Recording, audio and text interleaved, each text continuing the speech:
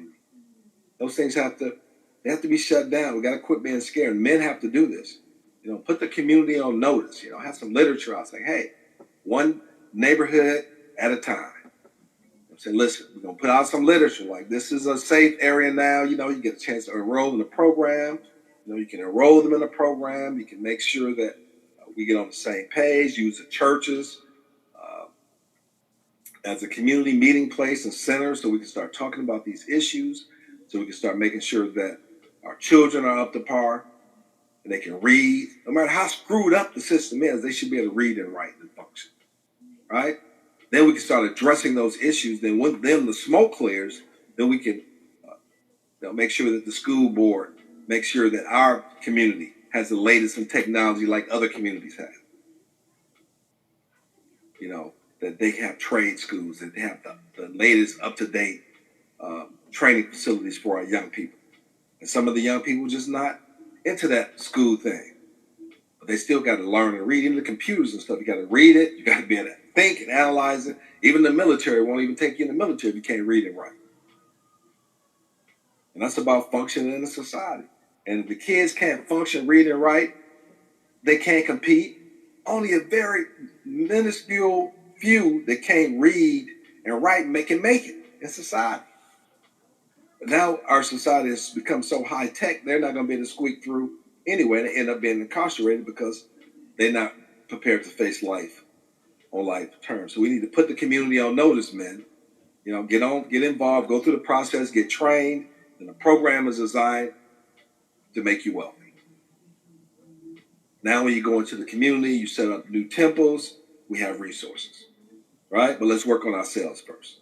And put the community on notice that, we got a new sheriff in town, right? That we organize, make sure these police quit. We can have our own security. Because evidently oil and water don't mix. Reform the churches, Saturday school. That's what we start right now, Saturday school. Making sure our children, then physical fitness, martial arts in the community so they know how to fight and quit being scared and learn how to take a whooping. Know how to roll, bob and weave, right? But the main thing is that we need to know thyself. We need to be the best person that we can be. And through the years and back in the day when, remember the Italians used to shoot each other driving through the streets and so forth. You had the Jews and so forth. You had the Irish, coming over here and the conflicts that they had and the way they organized themselves.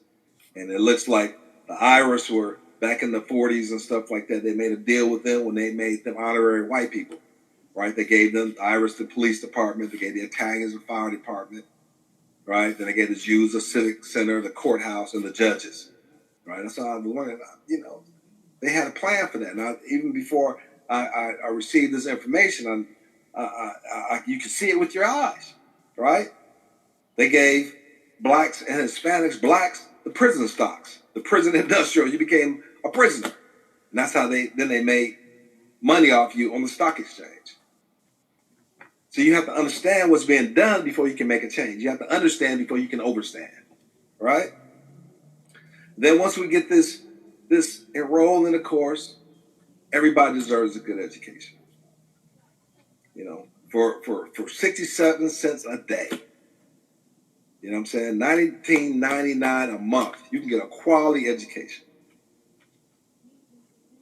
that looks like you, right?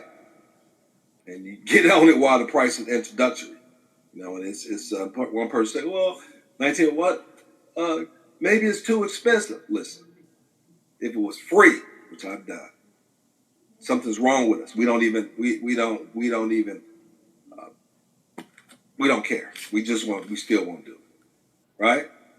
But if an athlete or a millionaire come up there and start telling you about it, then all of a sudden you jump on it, and it's directing you somewhere off the cliff somewhere.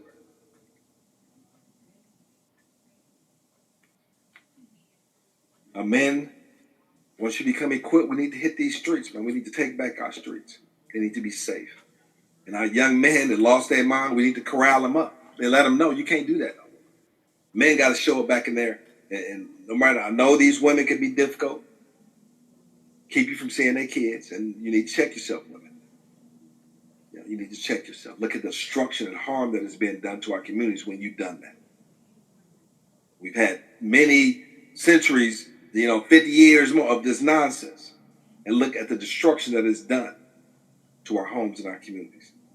I know they came through and took all the men out, and because of the drugs, they didn't have no jobs, opportunities. And I understand that. But the problem is that we didn't have the mindset to organize. I remember during the Reagan era, when the Cold War ended, right? We had brothers up there, and I was a financial analyst in these engineering departments. I was responsible for 12 engineering departments for reporting finances, and we had hired a lot of black engineers, right? Now, when the Cold War ended, a lot of these brothers were laid off. They lost their jobs. Now, I had intervened on their behalf a number of times, but when the Cold War was over, it was a done deal. None of these brothers left to start their own engineering companies, their own consulting companies. Saw a couple on driving buses and stuff and do different things, just hanging out. Engineering, no mindset of getting together and building a firm. They just scattered in the wind. The white folks, they built consulting companies and engineering firms and so forth. We have to transform our thought process. And the way we create economic opportunity, but first of all, we don't have a mindset that we can just come together right now. So I'm doing it the easy way. First of all, let's develop the mindset that we need. First of all, to become successful. Then we can come together with others and train up a new generation with the mindset of working together, because that's the only way it's going to change. And then, of course, when we go through the community, right, then, of course, when we come through the community, those who are hardcore thugs, who won't change, we got to address that issue as well, brothers. We have to address that issue as well. First of all, we need to take care of ourselves, take care of our household. And the material that we go through will help you to do that. Have our material where we, on Fridays, sundown Friday to sundown Saturday, we come together as a family. We can talk about some things, address some things. You have your family meetings, you got your material there that you cover, and it's a curriculum that you go through the whole year. And just like in church, we have these same Bible studies year after year after year after year. We're going to make that financial management, personal growth and development material that's going to make you be the best person that you can be.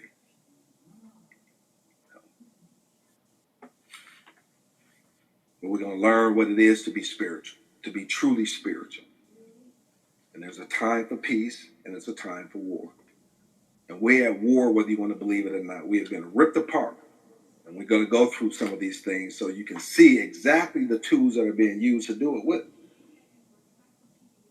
But I want to come through and get a light view first, right?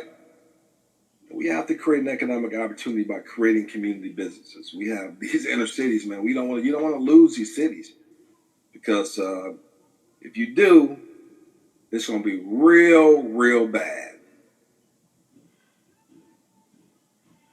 And we got to make the violence check, and we got to check these foods as creating this trauma within our community. And like I said, we want to transform our churches. We want new leadership. We want spiritual, educational, and economic centers, right? And it's us to save ourselves. And through education and working together, we'll be stronger, wiser, and better. We want to be more, right? We must be vigilant and alert as a community, because history teaches us that jealous whites and a complicit use of National Guard in the black communities. And that was what I've seen looking at the studies. It was an intentional act of violence against the black community during the 60s that destroyed our communities, major black communities.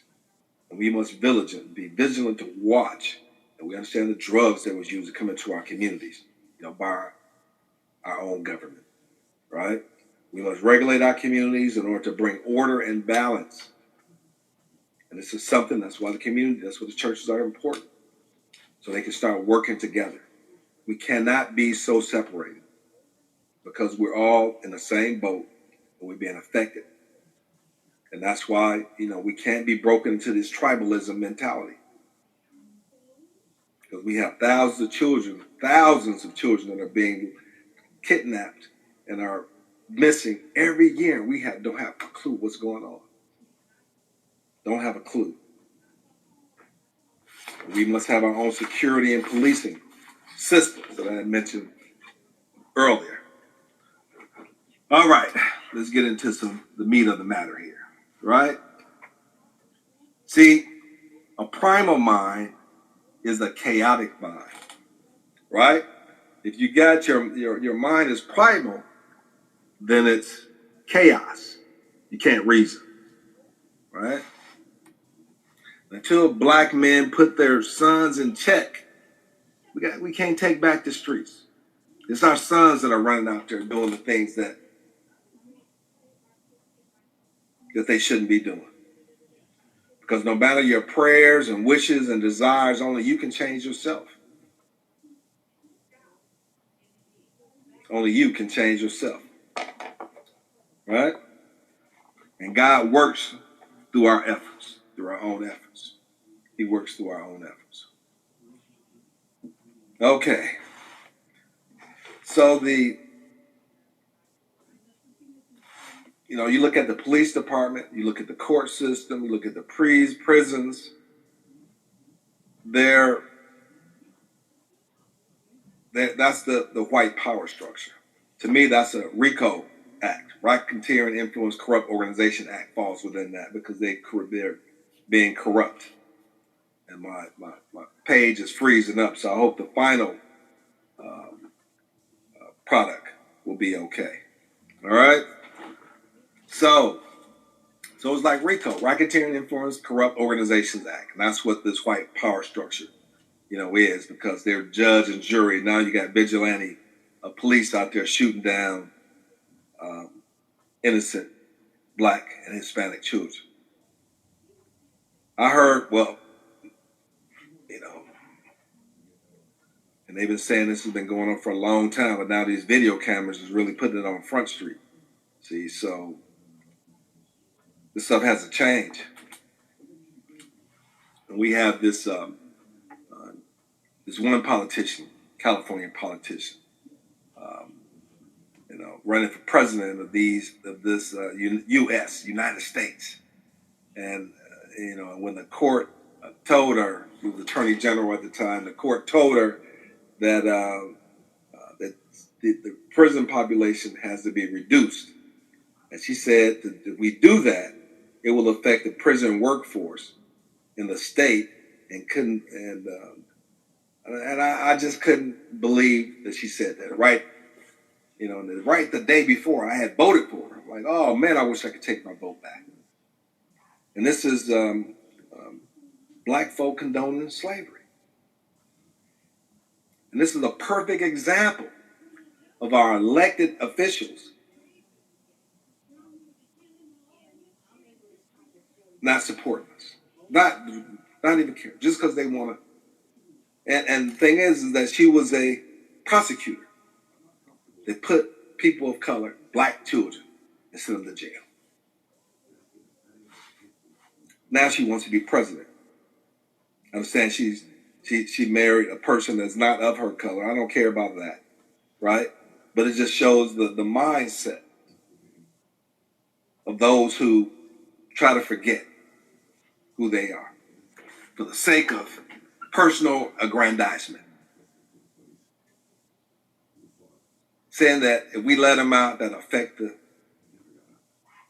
the workforce. That's slavery. Slavery.